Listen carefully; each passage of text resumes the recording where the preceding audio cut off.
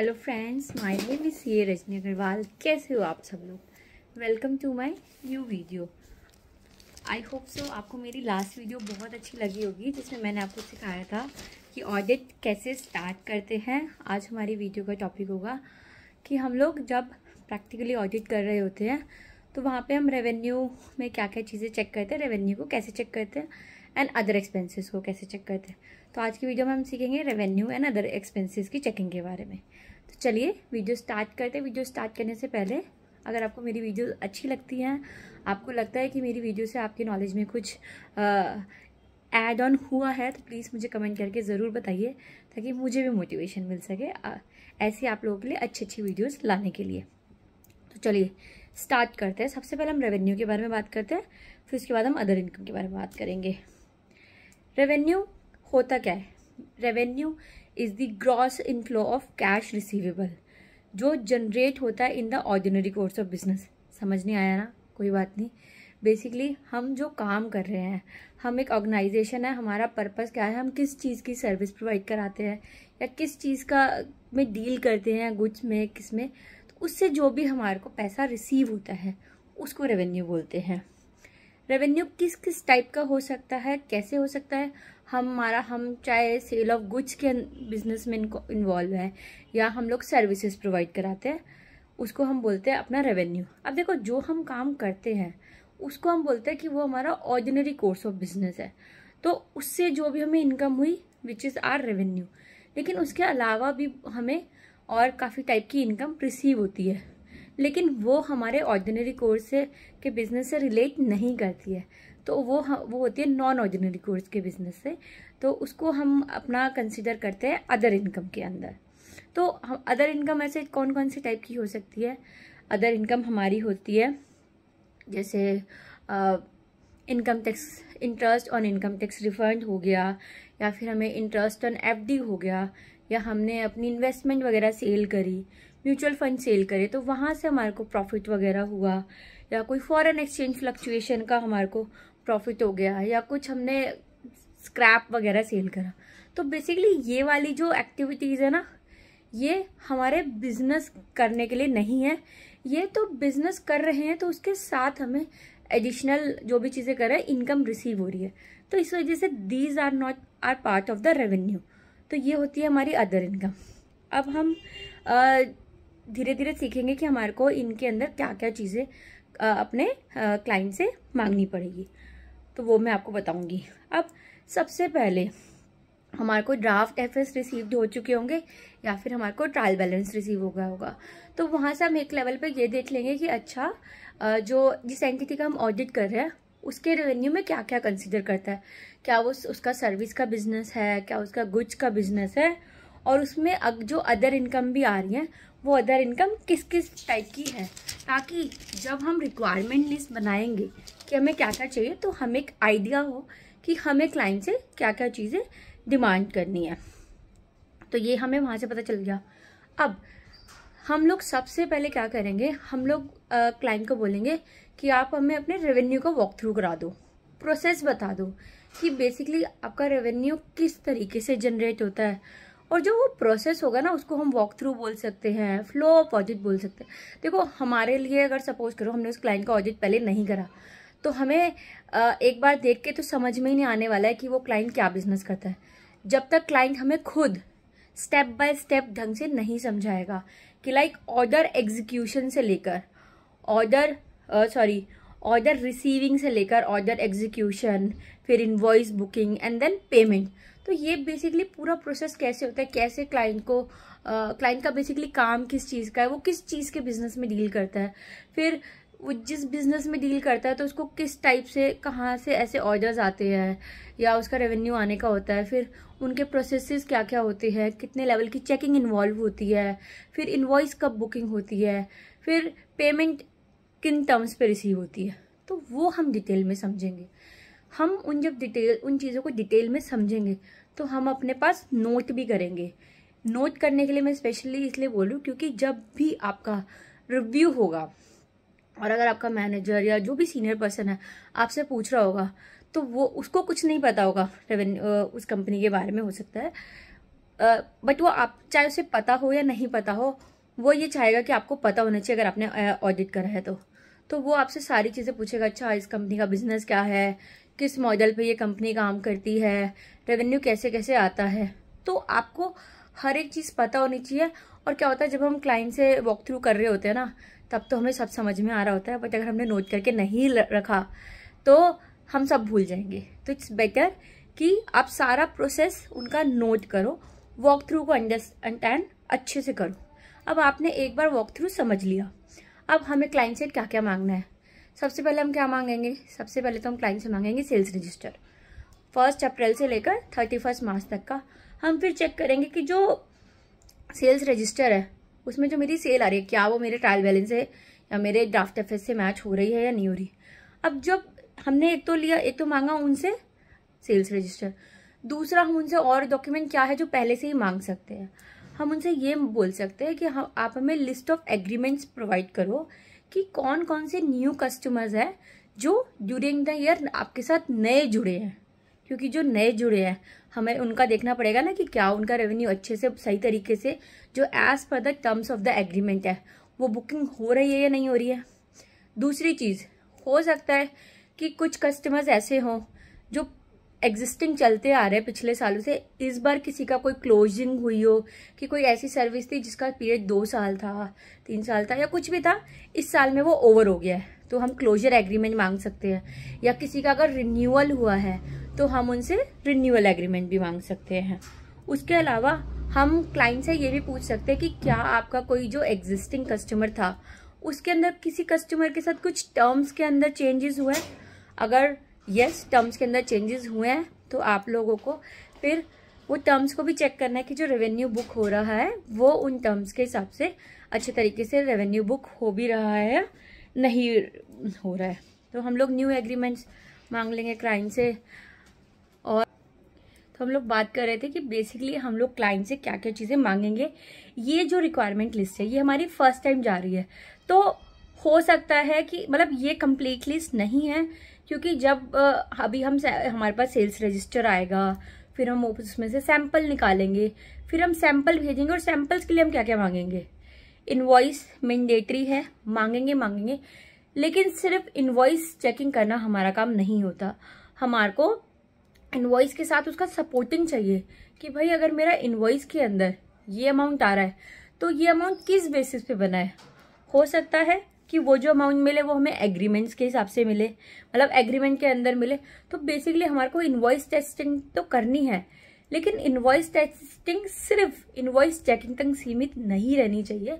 आपको उसका supporting document होना चाहिए कि फॉर एग्जाम्पल के लिए आप सपोज करो कि आपका जो क्लाइंट है उनका रेंटिंग का बिजनेस है, ठीक है, वो रेंट पे देते हैं कुछ अपने प्रीमाइसेस वगैरह। तो आपके पास जो इनवॉइसेस आ रही होगी वो आप देखोगे ना कि उसके लिए सपोर्टिंग क्या होगा कि रेंट एग्रीमेंट होगा, उसमें मेंशन होगा कि मंथली इस क्लाइंट से इतना रेंट हमें रिसीव होना है। अगर कोई क्लाइंट होटल बिजनेस के अंदर है तो वहां पे जो कितने नंबर ऑफ रूम्स थे जो बुक हुए, तो उसकी पूरी डिटेलिंग पूरी शीट होगी क्लाइंट के पास, जिसके बेसिस पर वो इनवॉइस की टेस्टिंग कर रहा होगा। तो हमेशा ये याद रखना, सिर्फ इनवॉइस टेस्टिंग का मतलब इनवॉइस चेकिंग से नहीं होता। आपको उसके सपोर्टिंग डॉक्यूमेंट जो भी उसकी कैलकुलेशंस वगैरह है वो जरूर मांगनी है। अगर आपने वो चेक नहीं करा तो जब भी आपका रिव्यू होगा, आप सिर्फ अगर अपने सीनियर को दिखा दोगे कि ये मैंने इनवॉइसेस चेक करी है, वो बिल्कुल भी उसे नहीं होगा, क्योंकि उसको पता ही नहीं चलेगा किस रेट पे कितनी क्वांटिटी इन्होंने कहाँ से चेक करी। तो वो जो रेट आ रहा है उस पर लिखा हुआ, वो जो उस पर क्वांटिटी आ रही है, ये सारी चीज़ें आपको चेक करनी चाहिए सपोर्टिंग डॉक्यूमेंट पे। और जो सपोर्टिंग डॉक्यूमेंट है वो साइंड वगैरह होने चाहिए। तो बेसिकली आपको सपोर्टिंग डॉक्यूमेंट के लिए सबसे पहले आपने क्या मांगे कि भाई मेरे न्यू कस्टमर के साथ जो जो एग्रीमेंट हुए हैं, या किसी के साथ कोई मॉडिफिकेशन हुआ है, या कोई क्लोजर एग्रीमेंट हुआ है, या कोई रिन्यूअल है, तो ये सारी चीज़ें आपको चेक करनी है। देखो, रेवेन्यू हर ऑर्गेनाइजेशन के लिए सबसे सिग्निफिकेंट चीज़ होती है। विदाउट रेवेन्यू कोई भी ऑर्गेनाइजेशन काम ही नहीं कर सकती। तो रेवेन्यू पे हमारा फोकस बहुत अच्छे लेवल का होना चाहिए।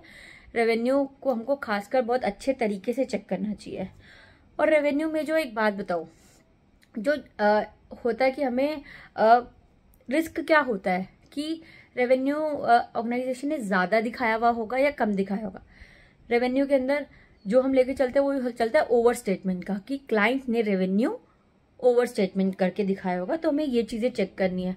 और ईयर एंड के केसेस में हमारे को ये भी चेक करना है कि जब जैसे सपोज करो एक सर्विस पीरियड है कि कोई सर्विस क्लाइंट ने किसी को देनी है, उसका पीरियड 3 महीने का है, तो वो जो सर्विस बुक हो अब जैसे मेरे 31 मार्च आ गया, तो इन वाले केसेस के अंदर क्लाइंट किस तरीके से अपना जो रेवेन्यू है वो इंश्योर करता है कंप्लीट बुक हुआ है नहीं। आप भी क्लाइंट से एक बार पूछोगे कि सर आप लोग कैसे कंप्लीटनेस चेक करते हो कि आपका पूरे साल का रेवेन्यू सही तरीके से बुक हुआ है या नहीं। क्योंकि आप जब क्लाइंट से समझोगे तो आपको भी एक लेवल की क्लियरिटी मिलेगी।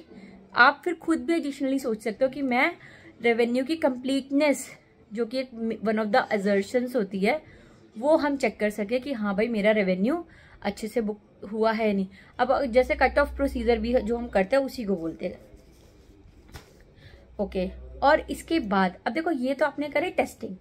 टेस्टिंग का मतलब सिर्फ ये हुआ कि हाँ जो रेवेन्यू बुक हुआ है वो ठीक है, आपने एक थोड़ा सा रीजनेबल एश्योरेंस ली। लेकिन क्या उधर से आपका काम खत्म हो जाएगा? नहीं, आपको ये भी तो इंश्योर करना है कि अब आप आओगे एनालिसिस वाले पार्ट पे कि मेरा लास्ट ईयर का रेवेन्यू था इतना और मेरा करंट ईयर का रेवेन्यू है इतना, इसमें इतना % इंक्रीज हुआ है या डिक्रीज हुआ है, क्या रीज़न है?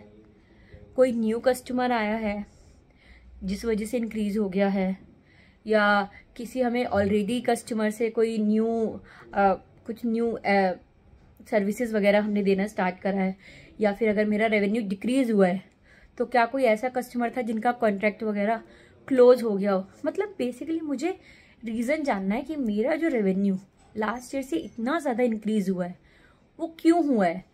और ये चीज़ आपको डॉक्यूमेंट भी करनी पड़ेगी, सिर्फ समझने से नहीं, आपको लिखना भी पड़ेगा एनालिसिस के टाइम पे कि मेरा जो रेवेन्यू इतना इंक्रीज हुआ है या इतना डिक्रीज हुआ है वो क्यों हुआ है। और आपको क्लाइंट से उसके सपोर्टिंग डॉक्यूमेंट भी लेने पड़ेंगे और उसको डॉक्यूमेंट करना पड़ेगा। देखो, और हम इसके अंदर क्या कर सकते हैं, हम कस्टमर वाइज एनालिसिस बना सकते हैं कि मेरे जितने भी कस्टमर है क्या उनका जो रेवेन्यू है पूरा का पूरा बुक हो रहा है या नहीं बुक हो रहा है। फॉर एग्जाम्पल के लिए जैसे मैंने आपको बताया कि सपोज मेरे क्लाइंट का रेंटिंग का बिजनेस है। अब रेंटिंग की जो इनकम है वो मंथली आती होगी, तो आपने अगर एक कस्टमर वाइज लिस्ट बनाई तो आपने वहाँ पे देखा कि मेरे कस्टमर से जो मंथली रेंट आ रहा है, आपने कस्टमर वाइज मंथली बना ली डिटेल ABCD अप्रैल टू मार्च और टोटल लगा दिया। तो अब आप वहाँ पे एक लेवल पे एनालिसिस करो ना कि भाई मेरा जो कस्टमर वाइज है क्या मंथली बुक हो रहा है या नहीं। फिर दूसरी चीज़, क्या सेम अमाउंट से बुक हो रहा है या नहीं। और अगर इंक्रीज डिक्रीज आ रहा है तो आप रीज़न पूछो कि भाई इसका रेंट तो सेम ही होता है, हर बार इंक्रीज डिक्रीज क्या हो सकता है। ज़रूरी नहीं है कि वहाँ पे कुछ मिस स्टेटमेंट ही होगी, बट एटलीस्ट आपको तो नॉलेज मिलेगी कि भाई अगर मेरा किसी महीने में सपोज रेंट बुक नहीं हुआ तो मे बी कोई वेवर ना हो या कोई और चीज़ ना हो जिस वजह से, अगर सपोज करो आप उन्होंने बोला कि हाँ इस महीने में बुक नहीं हुआ, क्लाइंट के साथ ये हमारी टर्म्स चल रही थी उनके कस्टमर के साथ, तो हमने वेवर दे दिया। तो आप बोलोगे अच्छा वेवर का कोई हमें डॉक्यूमेंट दो, कोई मेल हो सकता है, कोई और रिटर्न डॉक्यूमेंट हो सकता है। तो हमने कस्टमर वाइज एनालिसिस करा, हमने मंथली एनालिसिस करा कि हमारा किस महीने में रेवेन्यू बहुत ज़्यादा इंक्रीज या बहुत ज़्यादा डिक्रीज हो रहा है, सो दैट हमें आइडेंटिफाई करें कि मेरा सडनली इस महीने में ऐसा क्या हुआ जो रेवेन्यू इतना ज़्यादा इंक्रीज हो गया या इतना ज़्यादा रेवेन्यू डिक्रीज हो गया। उसके अलावा क्या जो हमारा रेवेन्यू बुक हो रहा है वो as per the agreements, as per the contracts, as per the MOU या कोई भी जो डॉक्यूमेंट बनता है उसके हिसाब से बुक हो रहा है नहीं, उतना बुक हो रहा है या नहीं हो रहा। ये जब चीज़ें आप करोगे तब एक्चुअल में कहलाया जाएगा कि यस आपने रेवेन्यू को ढंग से ऑडिट करा और आपने रेवेन्यू को ढंग से सीखा। देखो जब आप ऐसी चीज़ें करोगे ना तभी आपको उस क्लाइंट का मॉडल पता चलेगा, क्लाइंट का स्ट्रक्चर पता चलेगा। इनवॉइस टेस्टिंग से कभी रेवेन्यू कंप्लीट नहीं होता। तो आई होप सो कि आपको रेवेन्यू के बारे में कुछ अच्छी नॉलेज मिली होगी। अब हम बात करते हैं अदर इनकम के बारे में। हमने बताया था जैसे फर्स्ट हमारी अदर इनकम क्या हो सकती है, एग्जाम्पल के लिए इंटरेस्ट ऑन FD। अब इंटरेस्ट ऑन एफडी के केस में हम लोग क्या करेंगे, एफडी का सर्टिफिकेट क्लाइंट से मांग सकते हैं to check what is the rate, what is the principal amount, date of maturity मेरी कितनी है, कितने ड्यूरेशन के लिए, सो दैट मुझे खुद भी रिकैलकुलेशन परफॉर्म करना है कि क्लाइंट ने जो मेरा इंटरेस्ट ऑन एफडी बुक करा है वो अमाउंट मेरी कैलकुलेशन और जो क्लाइंट ने दी हुई है उसे टैली हो रही है नहीं। पहली चीज़ तो ये हो गई। दूसरी चीज़, हम लोग क्लाइंट से लेंगे इंटरेस्ट सर्टिफिकेट, क्योंकि जब हम लोग बैंक को कंफर्मेशन भेजते हैं तो बैंक के पास जो जितने भी हमारे अकाउंट्स होते हैं, चाहे वो हमारा करंट अकाउंट हो या हमारा एफडी हो, ओडी हो, बैंक हमें सारे अकाउंटों का बैलेंस देता है। तो हम लोग वहाँ से भी इंश्योर करेंगे कि मेरा इंटरेस्ट कितना है। इसके अलावा बैंक से हमें इंटरेस्ट सर्टिफिकेट भी मिलता है, तो हम लोग वहाँ से भी चेक कर सकते हैं। और एक जगह और हम लोग 26 AS से भी चेक कर सकते हैं, बिकॉज जो इंटरेस्ट ऑन एफडी होगा उस पर हमारा टीडीएस भी कटा हुआ होगा, तो हम लोग वहाँ पे भी चेक कर सकते हैं। तो ये डॉक्यूमेंट आप क्लाइंट से मांग सकते हो अपना इंटरेस्ट ऑन एफडी को चेक करने के लिए। उसके अलावा हमारा दूसरी टाइप की इनकम क्या हो सकती है, इंटरेस्ट और इनकम टैक्स रिफंड। अब इसके अंदर हम क्या चेक करेंगे, हम सबसे पहले क्लाइंट को बोलेंगे कि आप हमें रिफंड ऑर्डर दो, बिकॉज रिफंड ऑर्डर के अंदर तो मेंशन होगा कि रिफंड कितना था और उसमें से इंटरेस्ट कितना मिला। और आपने ये देखा कि रिफंड ऑर्डर मिला, आपने उसको चेकिंग वगैरह करी, फिर आप बैंक ट्रेसिंग भी करोगे कि भाई ये जो बोल रहे हैं क्या एक्चुअल में ये रिसीव हुआ है या नहीं। तो बैंक के अंदर आप जाके ट्रेसिंग करोगे कि आपको वो रिसीव हुआ है या नहीं। और दूसरी चीज़, आप ये भी चेक करोगे कि क्या अकाउंटिंग एंट्री भी सही पास करी है या नहीं। सपोज करो कि मुझे जो इनकम टैक्स का रिफंड रिसीव हुआ वो हुआ 110 रुपये का, मेरा जो रिफंड बनता था वो बनता था 100, तो मुझे 110 रिसीव हुआ तो मेरा 100 हुआ रिफंड की वैल्यू एंड 10 रुपीज़ हुआ मेरा इंटरेस्ट। तो क्या इसी तरीके से बुकिंग हुई या नहीं, जो मेरा एसेट साइड पे इनकम टैक्स रिफंड आ रहा होगा जिस भी असेसमेंट करेगा वहाँ से डिलीट हो जाएगा और 10 रुपये की मेरी इनकम बुक हो जाएगी। ठीक है, तो आप वहाँ से रिफंड ऑर्डर से उसको ट्रेस कर सकते हो। एक और हमारी टाइप की इनकम हो सकती है income from sale of mutual fund, या हमने इन्वेस्टमेंट वगैरह सेल करी है, तो उसके लिए आप क्लाइंट से क्या मांगोगे, उसके लिए आप क्लाइंट से मांगोगे इन्वेस्टमेंट रजिस्टर।